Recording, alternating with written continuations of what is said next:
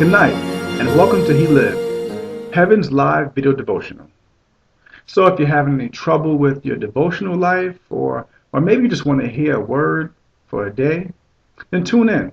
I'm here same time every night. So the word in the street tonight is coming from Romans 3, verse 23 and 24. Go ahead, get your Bible. Romans 3:23 and 24. And the word in the street said, "For all have sinned and fallen short of the glory of God, and are justified freely by His grace through the redemption that came by Christ Jesus." Yeah. So I'm not going to ask a question tonight because I know everybody here has played Monopoly. Yeah, Monopoly. Pretty fun game. But I tell you right now, it is unfair. I mean, you talk about you rolling dice, you're just trying to buy your properties up. You're trying to live your life. And you just roll one time and you just land in jail by chance. Wow. Sucks. And I tell you right now, jail Monopoly can really hold a brother down. I mean, you talk about you got to take 3 turns around the board just trying to roll, see if you can get doubles. And when you don't do that, you still got to pay at least $50 just to get out of jail. Wow.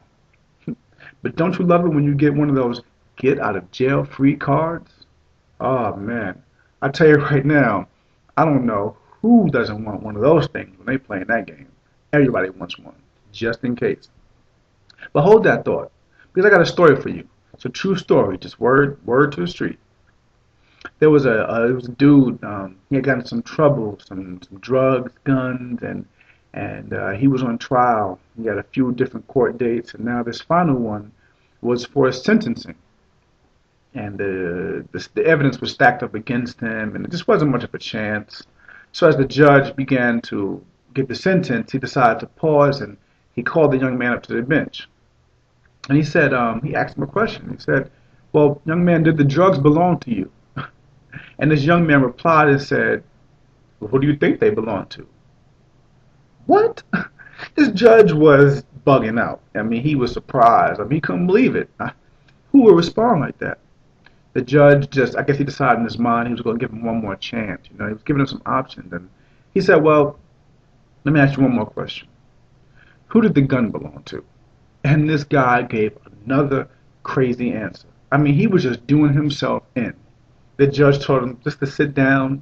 He gave him 53 years without the chance of appeal, when he was previously offered around 5 to 7 with a chance to even get that shortened. This man chose to fight against it. And you may be saying to yourself right now, this dude is crazy. I mean, wouldn't you agree? That was a really dumb decision. I mean, literally, the judge was giving him a chance, and he fought against him hard just so he could go to jail longer than he had to. And I mention that to say that even though he looks really crazy in the story, sometimes we can be just as crazy. Jesus died for us to be acquitted, free from all sin, guilt, and shame. And God, our judge, is waving a get out of jail free card in our hands, and we just smack it every day. I don't want that. I don't want that.